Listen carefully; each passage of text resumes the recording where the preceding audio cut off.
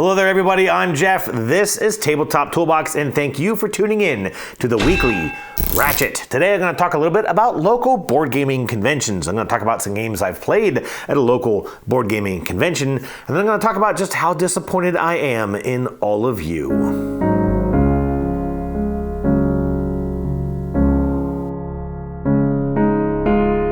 Today on the Weekly Ratchet.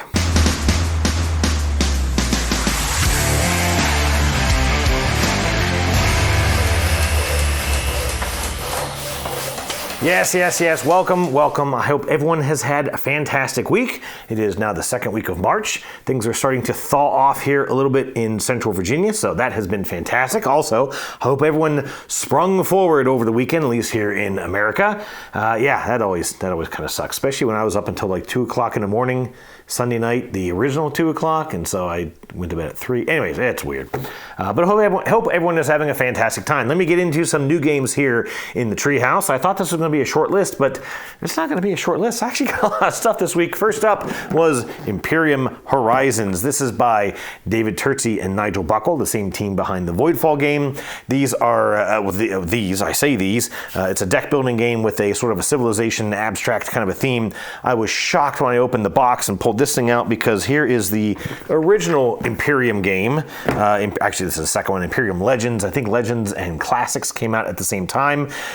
And yeah, obviously the size difference here is substantial. I have enjoyed playing these, but they are overwrought with complexity, as well those two guys are known to do. And the rulebook has just never been very great. It's very hard to follow. It's also one of those games that you really just have to relearn every time you play it, unless you play it, several times in a back-to-back sort of setting, which obviously just not really very easy and able to do. But this is the new one. Each of these are standalone games, which is kind of a little obnoxious. There's also a ton of open air in this massive box. It's ridiculous.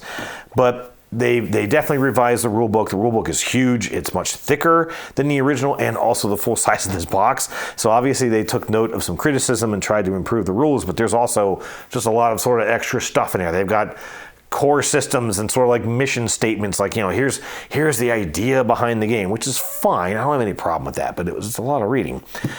And it also still has an awful lot of keywords. One of the keywords is abandon. And when you abandon a card, you just put it in your discard pile. So why don't they just call it discard? Anyways, that's the reason why the game is hard to get into. It's a reason why it's hard to get it to the table, because you kind of remember that there is a ton of stuff that you need to recall.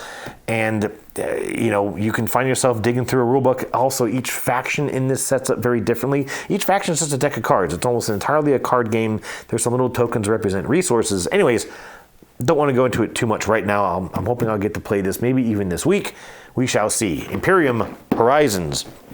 Up next I was quite excited for this one, Let's Go to Japan. I talked about this one on my top 10 anticipated games of the year. This is by AEG and Josh Wood. Cool story. Josh was going to go to Japan with his girlfriend Kathleen. This is all mentioned in a rulebook, so it's not like I'm giving away any secret information. And that was going to happen in 2020. Stuff happened in 2020 and they didn't get to go. However, Josh Wood is a designer for AEG. He designed Cat Lady and Santa Monica, both games that I have and do enjoy. I checked the rulebook out on this one yesterday. It looks like it's a really neat game. You're sort of planning a trip to Japan. You've got these, each day there's like a certain thing that might be better to do that day than other things, which is kind of randomly chosen at the start of each game. And then you're putting events out, just represented by cards, and you're trying to get events lined up for that day that sort of correspond to the goal of that day. And if you don't have the right cards, you can just go for a walk. And then later on, when you actually take the trip at the end of the game, you sort of flip over some of those cards as a surprise, and hey, we stumbled upon something. Does it line up with the theme of the day? Maybe it does, maybe it doesn't, and you can kind of make some knee-jerk decisions while you're on the final trip to Japan at the end of the game. Looks cool. Looking forward to playing this. I think my daughter will enjoy it. It has a lot of art and flavor text for Japanese landmarks and culture and food. It mentions in here that there are more Michelin-starred restaurants in Japan, or Tokyo actually, than any other city in the world. And I was really surprised by that. Really cool game. Looking forward to playing this. Next up, so then I went to RiVirCon, a gaming convention here in Richmond over the weekend. I'll talk more about it in a moment. And I picked up a couple games from the flea market. This is Adventure Mart. This is a little deck building game about going to a grocery store, or maybe running a grocery store. I don't really know. Doesn't have the best reviews on BGG, not that I really rely on those too heavily, as we talked about back on episode 2, but looks cute. Something I think I can maybe play with my family when we go out to the little brewery or something here in the area. We'll check it out. Adventure Mart. Up next is Gugong. This is by Tasty Minstrel Games, who of course went out of business a few years ago, maybe 2 years ago, and I've since played a handful of TMG games, and so I've tried to kind of get my hands on some of them with the fact that they're out of business, and a lot of these will probably never see the light of day again. I also don't like a lot of their games. I have played this one before. It's okay. I really like the art and presentation. I guess this is another kind of a Japanese themed game, isn't it? Oh well. But yeah, I think my wife might enjoy this one. I tried to find the expansion. That one looks to already be quite difficult to find. We'll see. But yeah, picked up Gugong. Maybe I'll get to play this sometime soon. Lastly, by Rio Grande Games, this is New Frontiers. This is Race for the Galaxy in a board game form. Now, I've only played Race for the Galaxy once at the Dice Tower Retreat back in 2021, and I tanked at it. It was, well, first of all, I was taught by Tom Vassell, and if you've ever been taught a game by Tom Vassell, you probably don't know how to play that game. No offense, Tom, but it was just a crazy, chaotic experience, as Tom seems to kind of generate wherever he goes, and I was certainly out of my element. I am not familiar with the game. There's a ton of iconography, as you may or may not know.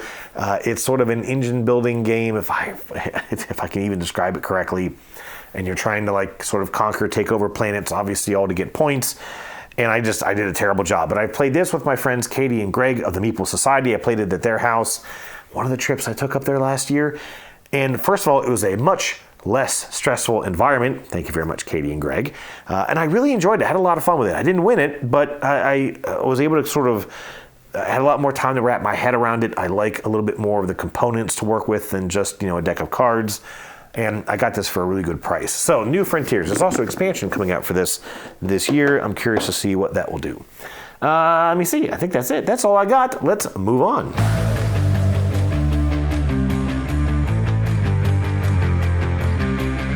Coming into the crowdfunding segment of the video, let me scooch my little tablet into the frame here. Not much this week. As I mentioned last week was expansive, and there is one game coming up this week that I suspect will be expansive. I did watch a playthrough of Ascending Empires. I think I talked about this game last week. This is a 4X dexterity game, and I thought, I just don't understand how that could work.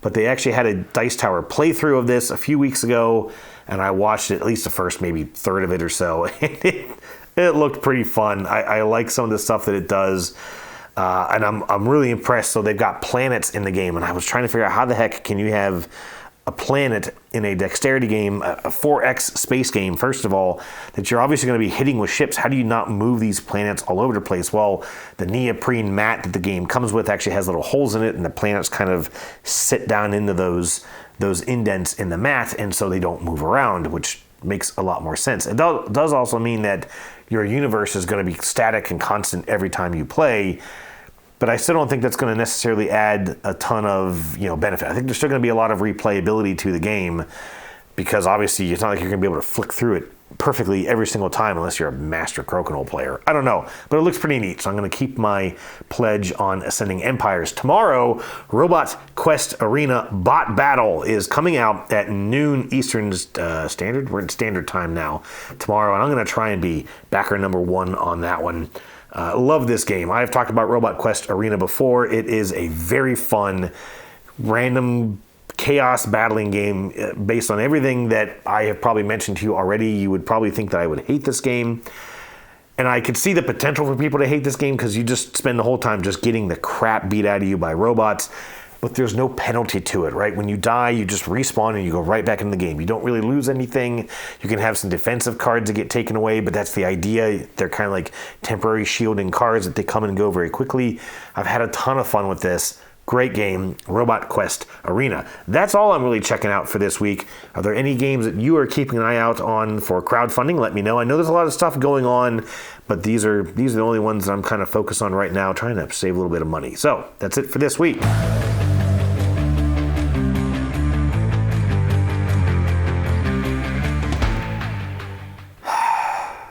All right, folks, listen, we have to have a little conversation here. We have to air a little dirty laundry, okay? Last week, for the question of the week, I said, show me your favorite board game upgrade. I was really excited to see what people were going to come up with, and I got one response. One response from the 100-something people, I think it was 100-something people, who watched that episode, number 5 of the Weekly Ratchet. And that was Stephen Chow, the guy who himself said, I don't know why I like someone who's so wrong. That made me laugh, by the way. I appreciated that. And he shared these component upgrades to a game called Woodcraft. This is also by Vladimir Suchi. I played this at the Dice Tower Retreat last year. This was the first game that I had played in a long time that just broke me. I could not figure out this game. I was playing with a gentleman who was very, very wise, very, very patient, very, very pleasant. And he fascinated me because I was sitting there staring at this puzzle of a game, just saying, I don't know what to do. I need a dark wood, and there's just no way that I can get to a dark wood unless I wait and I do this, but then it might be gone. And he would look over he goes, well, hang on. He'd look at my board and he goes, well, if you use your saw and you cut that dice in half, which is obviously a sort of a theoretical thing, splitting the values of the die into two different things, then you can trade it in for this thing that's over here in the market, and you have it already. It's right in front of you. And I did not see it. And he was right. And I was mystified, literally mystified at how I could not piece that together and how easily he could. I want to try this game again, but I don't have the guts to buy it.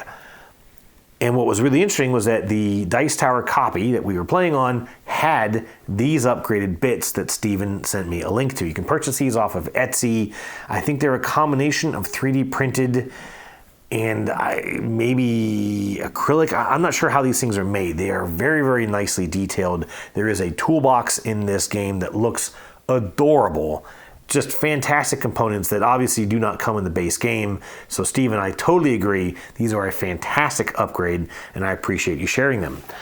So since there are no other submittals to go over, folks, I'm going to share a couple of my favorite upgrades. And I promise this wasn't why I chose this segment, but I am an avid 3D printer. The 3D printer is humming over at the main house as I speak, making some generic 3-number counters that I want to actually use for Guild of Merchant Explorers, which uses a bunch of one-sided coins. They're super fiddly. I can't wait to replace them. However, the first thing that I ever 3D printed and designed and 3D printed for a board game was this insert for a game called Brew Crafters, which I foolishly left the box sitting on the floor right down here like an idiot. Anyways, this is an insert I made for this game. Now, this is one of the first games that I ever bought. Brew Crafters is sort of modeled after Agricola. This is by Ben Rossett, and it used to be Dice Hate Me. They've been purchased out by another group, and I apologize, I forget what the name is, but when I first got this game and I first played it, it has hundreds of pieces. And those pieces in particular are these tiny little beer 6-packs. These tiny little, I don't know if I'm going to be able to zoom in on this tight enough. But these are little 6-packs of beer, and each one has a different flavor, a different style, and there's ingredients cards, all kinds of stuff. And there were, 30, 40 little bags. Now, I hate opening bags when I'm setting up board games. I hate it. You got to open them, you got to dump them, you rip the little plastic. They're pains in the ass. So I designed this little tray. And not only does it keep all of my tokens nice and neat, but they even have little holes in the bottom so you can pop up each one that you need to take out. Because you use about 6 of these, 6 or 8 or 9. You use 9 of these, I think it's 9, in every game that you play of Brew Crafters. There's even ones in the back that you use in every game. And then they even have little spots to hold these markers on the top. This is for the first person who sells one of these beers. They then get to take a little token off the top of these organizers. I have actually had people say that this thing is just the most amazingly engineered organizer they've ever seen on Etsy. I've gotten a lot of great feedback on, not Etsy, sorry, on Thingiverse, because I don't sell this stuff. The other thing that I made for this game was a sort of a market insert. This holds everything that you need for the game. I'm going to try and tilt it a little bit so you can see it. This has your money. I also have some upgraded components. These came from MeepleSource. And it has everything in here, and they're kind of ramps, so you can just quickly slide things out the side and just kind of scooch them right off the edges here. I love this thing. I don't get to play this game very much. It's a difficult game to teach, but I had a lot of fun making this insert. A lot of fun engineering. It took me forever, and also I was not very good at the modeling software. I'm much better at it now, but designing this thing took forever. So that is the insert for Brew Crafters. I'm going to slide that very carefully, just slightly out of the frame. The other insert I'm going to show you when I got a little better with the software, I'm not going to show you the whole thing because the box is massive and it weighs a ton. This is my sort of market insert tray for Xia. Xia is a space exploration game. I'm sure a lot of folks know about Xia. Big game. I don't play it that much because it's one of those games that takes you forever to learn all the rules. But I have all the money in here, again, upgraded coins. I've got these little tokens. I don't even remember what these are for. But actually it says it right here. They are Ember. That's right, Ember. I think this is from the expansion. And I made it so you can kind of nicely slide them out of their little compartment. I've got your ice components. I got your damage, just general damage indicators. I've got little slots so you can quickly pull out these relic tokens. I've got the exploration tokens here. And again, everything just nice and neat. You just set this on the table and you're ready to play. And it's so nice. The other thing that I built for Xia, and I love this thing. I posted pictures of this online a few years ago, and I built this thing. This is, again, let the cat out of the bag there. This is for the expansion. This is an economy board. This is something that they introduced in the Xia to try and add some balance because people were just basically going and farming resources and selling them in a nearby system and just racking up tons of points, made the game super easy. So they made this sort of conversion board. So when you sell things, they convert to something else, and then you eventually drain the market of that original item so you can't just keep going and buying more. And it has this, honestly, not wise pentagonal board, which doesn't fit easily into any component, right? So I built this tray. I have little shelves that slide out, little drawers that actually hold the cubes. And so you can just slide out all these little trays, and there are all your resources. And then you can stack, what you need on top of the board. And then when you are playing the game, you can even just tuck the drawers in so it doesn't take up as much space on the table. I love this thing. Took a ton of engineering. Each one of these drawers is also like 3 different pieces I kind of had to glue all together, but it really came out nice. I love this thing. I got into 3D printing a while ago. I've been 3D printing for a while. I have a decent 3D printer, and one of the other components that I got, here it is. This is for the game Canvas. I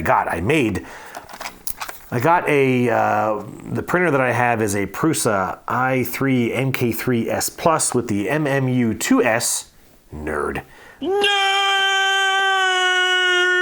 So this is one piece. You can kind of see this for the game Canvas.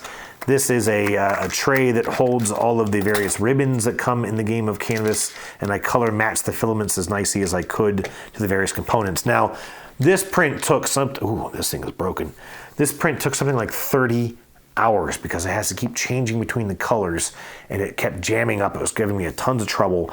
I made it too thin. It was my first time making a big multi-material print. I had a lot of issues with it, and like I said, it's a little busted, it's a little fragile, but I've just kind of left it the way it is. I have not tried printing another one for all the other expansions that have come out for Canvas, but that is one of the other inserts that I made. The last piece that I will show you, I've actually mentioned before here on the Ratchet. I did not make this. I just ordered it. Someone made the files. Now, this is the original game of Leaving Earth. This is by Joe Fatula, and the company that makes this is called Luminaris, which is actually like a print shop out in California. I understand that it's owned by Joe's parents, but this is the original box, okay? So it comes in this really sort of thin cardboard box. You have to actually cut the label to open the lid. I think I bought this used, and when it came in, I thought that I had been had because I could not believe that a board game would look like this. It's a fantastic game, by the way. Love this game.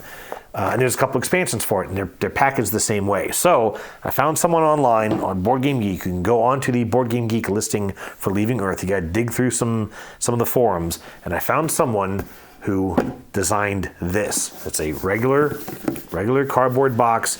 It has art on the inside and out for the game. It's just a simple star pattern. They have everything printed on the back for it. All the different expansions are listed. Everything is listed on the front of the box. This thing is gorgeous. Absolutely gorgeous. I spent, my wife isn't watching this, is she? $60 buying this empty box. I cannot remember the name of the company that I ordered it from right now off the top of my head, but you can get these. I took the art online. The guy made it available for anyone to download. Downloaded the art, sent it off to this company, took like a few weeks, and I got this absolutely gorgeous box. Now I need to make a 3D printed insert to hold all the components. Someone has already designed that, but I kind of like making my own inserts, so I'm probably going to revisit that myself. But this is my custom box for Leaving Earth, one of my favorite board game upgrades. That was a question for last week, and I want you guys to do a little better this week. This week I'm going to keep things a little simple though. So I went to a board gaming convention here in town. I've kind of mentioned this already. It's called RiVirCon, and this one was really neat because they had a huge venue for it, and they had about 135 people, I think was the max number of tickets that were sold.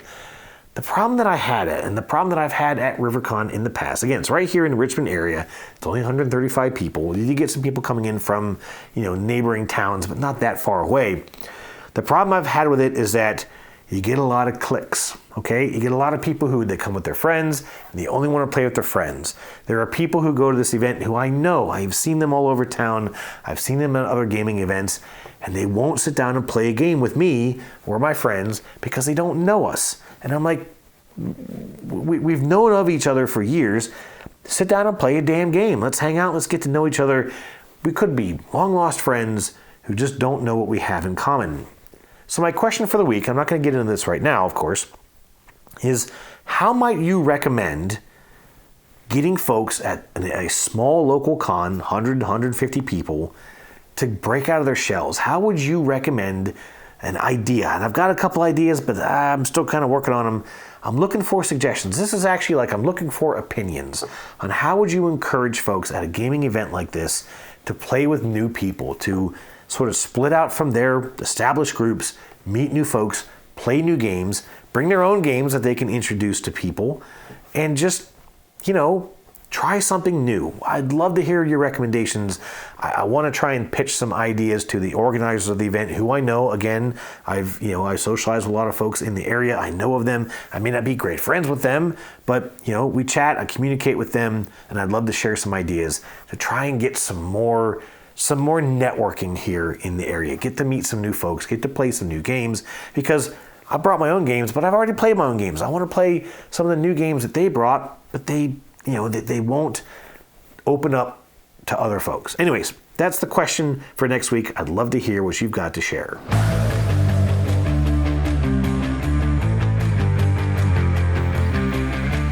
All right, time for what is possibly my favorite part of the show. This is games I have recently played. Now, of course, I've talked about the RiVirCon convention that I went to over the weekend, and convention here is sort of used in a loose sense of the term. There aren't any publishers there. There's no designers there. There's no sort of, stores, no sales, nothing like that. There is a flea market, as I mentioned, some of the games that I had picked up recently.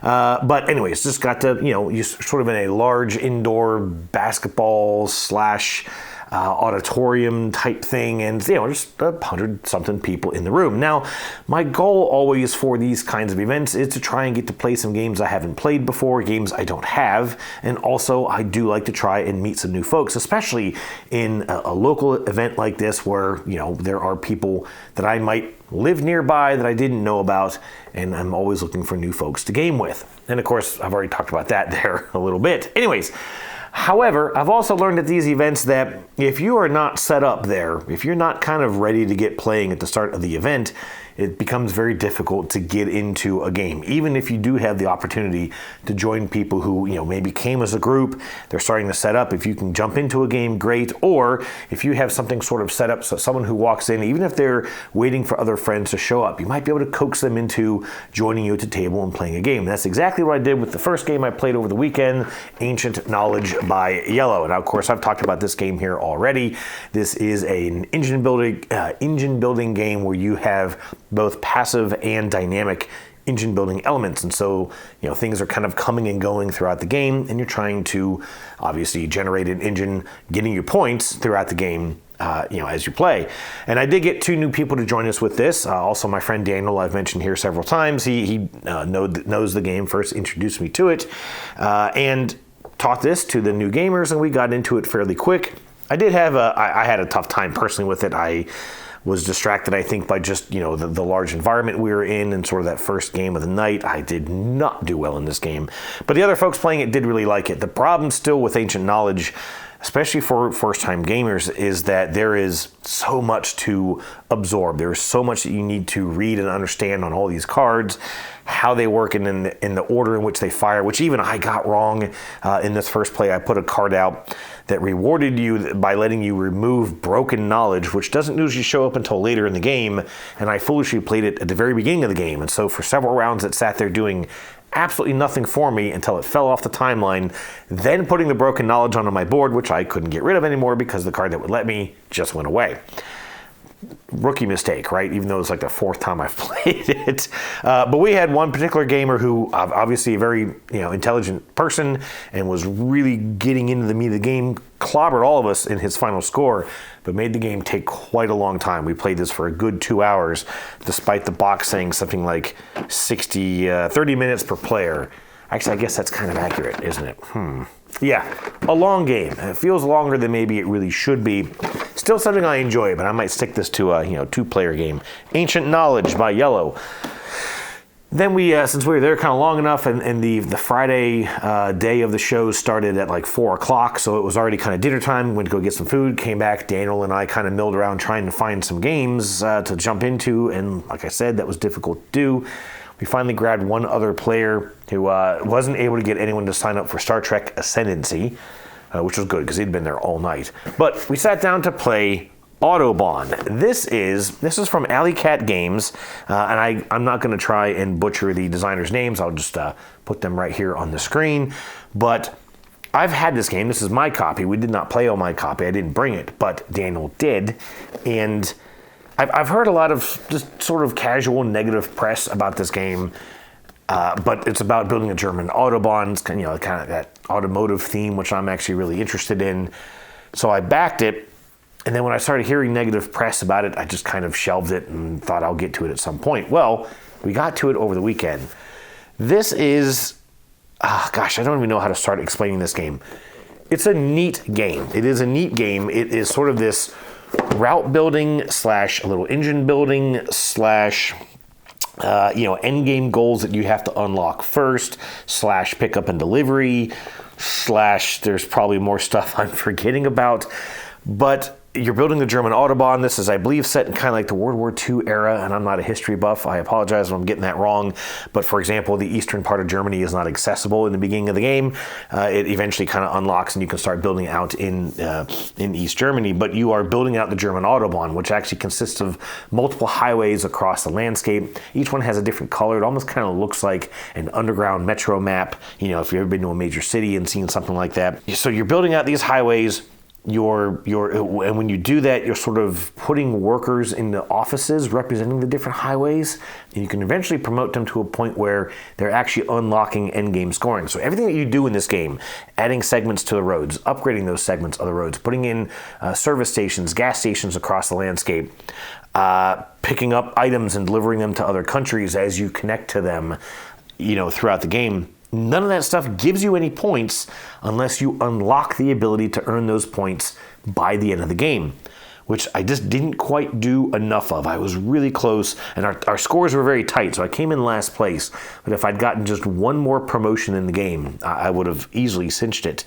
And I probably should have, because the other aspect, the one thing of this game that was difficult for us to work with was that it's very, very fiddly. So when you're building a segment of a road, you have to pay for that segment. You have to put the token out. You have to maybe adjust these city sort of value tokens that are on the board. You have to put a worker on the sideboard that might boot another worker up to the first level of promotion. And then you may cover some bonuses that you have to work with. And all of that is a single player's turn. And if they miss any aspect of that, they will often realize it somewhere in the middle of the next turn of the next player, and they'll interrupt and go, oh, geez, hang on, I was supposed to do something.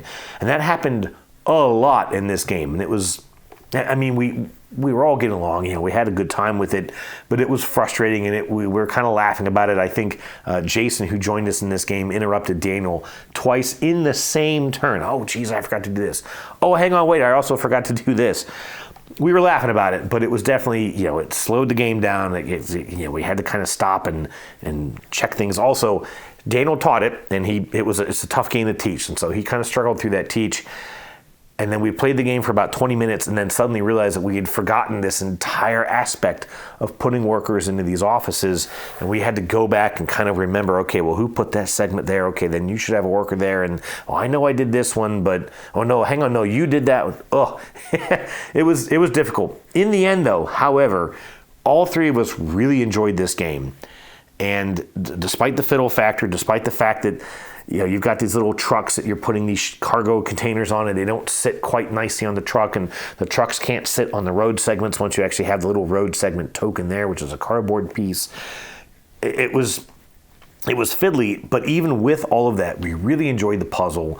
This aspect of, well, I've done all this stuff, but if I don't get workers in that office, I'm not going to get any points for any of it, was really neat, and it does kind of force you to focus on certain things. Of course, if you're trying to focus on something that someone else is trying to focus on, you're going to be clashing a lot, and there's these really interesting timing elements that you can possibly work around with some clever cards you get to take. It's almost a deck building aspect of the game, but very, very minor. Anyways, I've rambled too long about it. But this was a good game, and I'm looking forward to trying this out again, getting into it a little bit more. I've also heard that the solo mode is very fiddly, but there's apparently it's not an app, it's like a web portal, kind of an application that someone has made that manages the solo aspect for you. Makes it very, very streamlined. I need to check that out. Autobahn by Alley Cat Games. And that was it, unfortunately, for Friday. So then when we got into Saturday, I already had some people lined up first thing in the morning for another round of Evacuation by Vladimir Suchy and Delicious Games. We played with a friend of mine, Matt, who has commented here in some previous Ratchet episodes. It was his first time playing. It was my fifth time playing, and Matt clobbered all of us, as Matt is just prone to doing. And I should have watched him closer, because I felt like we were all struggling in the game. We also did have an individual who joined us out of the blue, which was great, but he struggled to grasp the rules, and I had to answer a lot of questions a lot of times throughout the entire gameplay, and so that kept me distracted, kept me a little flustered at times. But we did get through it, and a lot of us had worse scores than normal. I tried sort of a new tactic of trying to focus a little bit on the infrastructure aspect of this game, which I don't like, because it has this physical component where you have to actually line up tiles. You have to build in the new world on tiles that line up in rows or diagonal grids, or you have to have a certain number on the certain biomes of that planet, and then that lets you build these infrastructure cards, which, I don't know, I feel like it kind of pigeonholes you into maybe making inefficient moves early on, so then you can get these what the hell have I just been talking? Infrastructure, Jesus. You can get these infrastructure cards out that then sort of maybe make up for that inefficient play, but maybe it doesn't. I don't know. Wasn't my best experience with it. I do still really like the game, though. I just wish I could figure it out. It is just not revealing itself to me and how it works. Anyways, Evacuation. Then we broke for lunch, since we played that game for much longer than I had hoped to in the morning. When I came back, I had a scheduled session in the afternoon for a game I'll get to in just a moment, and I knew I had a little bit of time to kill. So I did something that I've been trying to force myself to do, and that was that I saw two gamers over in like the flea market area, just sort of shopping, and I walked over to them, a husband and wife, and I just said, hey, come join us, we're going to play a game. And I dragged them over to the table to play Guild of Merchant Explorers. I've talked about this game also on the Ratchet already. A really, really fun sort of a path building, a little bit of an engine building. You're trying to explore this map and find all kinds of neat things and score slots. It's a point scoring game, almost a point salad kind of a game. Tight scores for the most part. And in fact, the wife won this game, and she loved it. The husband told me as he was leaving, thank you so much, because you probably cost me more money. And you know what? I really like that. I like getting to introduce folks to new games, and I think that those conventions are a perfect opportunity for that, right? That's what we should be doing in those kinds of events. Only one problem with this game. One problem with this game is that it uses these little coins, little cardboard coins to track your score, and they are one-sided. So the number is only printed on one side. They're just a simple textured pattern on the back side, so that you can probably keep your score secret, maybe, although it doesn't really matter. But this is the first time I've ever played it 4 players, and we were struggling to have the right number of coins. There is like just enough for a 4-player game. And to fix that, talking about components, I just finished printing this during the late last night. This is a little 3-token counter, a little 3-digit counter that you can use to track your score in any game. But I've sort of color keyed this one in particular to one of the colors in that game. I actually have the gray players components printing right now over at the house, and then I got 2 more to do after that. I have all the frames done. I just need to get these wheels printed. And this one, really, really simple. Just just sort of individual pieces. Like I said, printed these up yesterday. Got the printer working again for the first time in a little while. But yeah, these I'm looking forward to seeing what this does to hopefully streamline the play of that game. Guild of Merchant Explorers, great game. All right, so then the scheduled event that I had for the afternoon was for Wormwood. I've talked about this one a couple times here on the Ratchet as well. I have now gotten to know this game fairly well for me, right? I have only played it a couple times, but I really understand it a lot better than I did when I was first just reading the rules. And this is by Ixion Gameworks. I have now confirmed how to pronounce this. Because I still had this, I wanted to try and get one more play of it before I had to send it away. I've now since learned I actually get to hold on to it just a little longer. I played this with a very interesting group of people, right? 2 of them I knew very well. One of them I had just met at the event. By the way, Ricky, really nice to meet you. Glad we got to meet up and kind of get to know each other. I'm hoping we can do some more gaming here soon. The other 2 gamers that I played with, well, let me put it this way. One of the gamers was a big war gamer, plays a lot of, world history type wars, World War I, all kinds of foreign war games, the older type stuff, right? I don't know what you would call them except for just war games. The other 2 gamers are a bit more Euro focused, but, certainly play some take that kind of games. And one of them in particular likes playing take that games, but gets really salty when things get taken from him. And you know who you are. But it was really interesting to kind of see this game play out amongst these people. Now, Alan, the wargamer, right away started to say, well, I think there's a first player advantage, and I think they should change the rules to do this and do that and do this. And I said, I've played this a couple times already, and I want to agree with you, but I also think I understand it now well enough to know that there isn't a first player advantage. It's just perceived that way.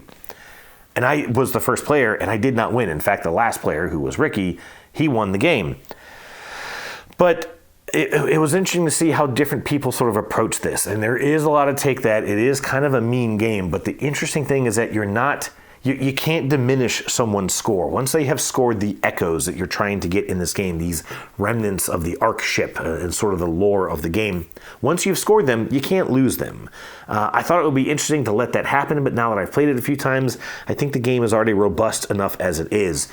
The other thing is that none of the other players took advantage of some of the engine building elements that they actually started the game off with. None of them used any of their leader powers. Only one of them used a facility power. I used a handful of those powers. And, even though I didn't win the game, I was catching up very quickly. I'm really enjoying this game. They've delayed their Kickstarter campaign just a little bit so they can try and get some more reviews done with some folks. I have filmed mine already, so you'll be seeing this, an explanation of this on the channel here at some point soon. It's filmed. I just got to finish editing it. Keep an eye out for this one. Wormwood is a pretty neat game. If you like Magic the Gathering, and if you're a fan of games like Netrunner, it was compared to that over the weekend. This game is pretty neat, and I think I'm going to get to play this with the designer and one of his sort of core editors, core team members, maybe even tomorrow, and I'm looking forward to that. I'm going to get my butt kicked, but I'm really looking forward to it. After Wormwood, went to go get some dinner, kind of wandered around a little bit, again, trying to find a table to join, was really kind of struggling. Daniel went and played a different game, and so I kind of wandered around a bit. I linked up with Ricky again, and we sat down on a whim to play First Rat. This is by Pegasus Spiele. This is a game I've had for a while. I bought this summer of last year. I have never gotten to play it. I got it basically for my family. It's a 10 and up kind of family weight game.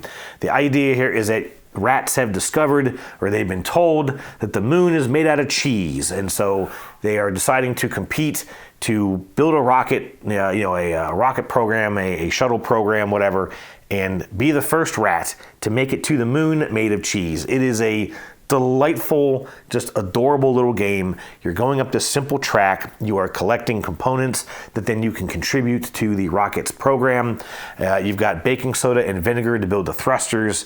You've got cans of peas and calculators to build the cockpit of the rockets. And then when you get to the end of the track, you then become the first Ratronauts to work for the program. And all of these things that you contribute are just for points. There's all these little tracks in the corner of the board, and when you are the first person to contribute to any of these items, whether the first rat to get to the end of the track, you can contribute blocks of cheese for provisions for the astronauts, and then of course as you're donating these components, you put your cubes on these tracks, and the first person to do so gets more points, and of course those values diminish throughout the game. Very, very, very simple. And Ricky compared this to the game of Parks, which I believe is by Keymaster Games. Parks is a prettier game than this. I have to admit that. But a lot less exciting, a lot less entertaining of a game, I think. I've played Parks. I have Parks. I haven't touched it in a long time. But they're very similar. You're moving up these tracks. You're using the spaces on these tracks to collect resources, and then you're spending those resources to get points, basically. And this game, it's a lot cuter, and I think there's even a little more entertaining of a role-playing element, because you have these stores that you can go to here, just like the stores in Parks, but you can steal from them in this game, like damn dirty rats. And it was so funny. Ricky kept stealing things from the stores. It didn't work out for him, and ultimately, Daniel and I got all of our rats, or most of our rats, to the end of the track. But anyways, this was a lot of fun, and I played this again over the weekend with my family, introduced it to my wife and daughter. They didn't like it as much as I did. It may not have helped that I had a really high score in that playthrough, but this game is really neat. And if you've got family, if you've got kids, even young teenagers, I think could appreciate this. A cute game. First Rat by Pegasus Spiele. Last game that I played, I did finally make my objective of playing one game that I did not have. Daniel broke out a game called Mercurial. Mercurial? A difficult game for me to pronounce. And I'm going to tell you, I played this game for about maybe an hour and a half, and I still don't really know what I did. This is a weird game. Daniel compared it, he kind of described it as Century Spice Road, the dice game. Now, I have played Century Spice Road.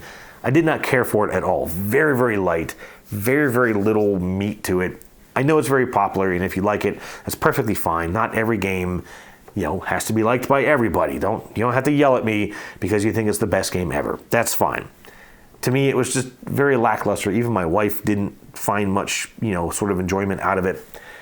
But it has this element where you're collecting resources, you're playing cards, let you modify those resources into other resources, and then, once you finally get the right resources, then you can buy these other cards, if I recall, and those are where the points are, right? And Mercurial is a lot like that, with much bigger cards. Your resources instead of these dice, and you roll these dice, and then you're playing all these cards, let you modify these dice into certain symbols.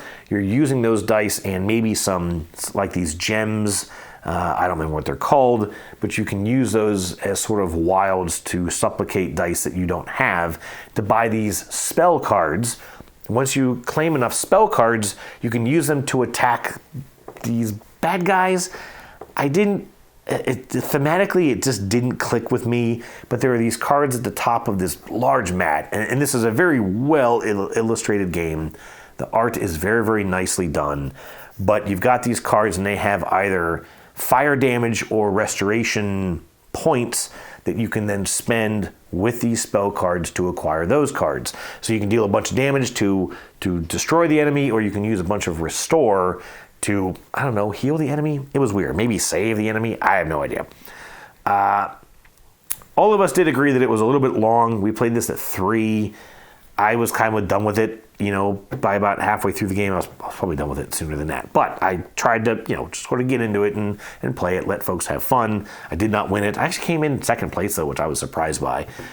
Anyways, I don't know who this game is for, because it has a ton of iconography It was difficult to sort of learn and grasp, and yet the theme was so almost cartoonish that it looks like it would be made to appeal to younger folks, or maybe even lighter gamers, but it wasn't a light game to learn, you know? And so, I don't know. I mean, it was fine. Once I figured it out, it was okay. Daniel taught it, and it was his first time teaching folks, and so I think he kind of struggled through the teach a little bit, and I think that because I just didn't understand what the theme was supposed to be. I just didn't really understand what I was supposed to be doing or what the order of operations was, sort of how to progress through the game. So anyways, that was Mercurial. Glad I got at least to play something. Glad I at least got to play something that I hadn't played before. Those are the games I got to play this week. I mentioned I played First Rat with my family. I also did try out Guild of Merchant Explorers solo just the other night, and I had a pretty good time with this. It plays the same as it does in the multiplayer game, except for that as you reveal some of the cards throughout the game, you put these little tokens over top of these milestone cards. Every game you play with, there are these 3 milestone objectives with a high and low score. Obviously, the first player scores the high score. Everyone else then is eligible to get the low score. However, as you're covering them with these tokens in the solo game, they become worth no points. Eventually you block the high score, then you block the low score, and so if you obtain that objective, it's then worth no points to you. But you have to meet all 3 objectives of the game and hit certain point thresholds before the game finishes in order to win the game. So I think the low score is 80 or 90 points. The normal score is 120 and the hard is 150. And I beat this with 120 points on the dot. I just barely made the normal difficulty target. I have never hit 150 points in that game. I'm not sure how that would happen, but I had a lot of fun with this. A very, very quick game. I still had to fiddle with the coins, so I'm looking forward to getting those little score trackers of mine in use.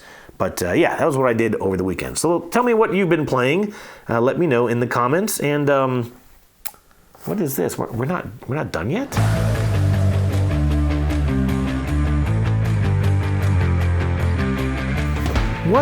What is an extra segment here on the Weekly Ratchet? Well, look, hey, I had a conversation over the weekend with some friends of mine, and it was kind of an interesting topic, and I wasn't going anywhere with it in particular, but I decided to steal an idea from Tom Vassell at the Dice Tower and do a segment called Jeff Thinks. I'm not going to do this necessarily every week, but I think I'm doing okay on time here. I might be wrong. I have no idea.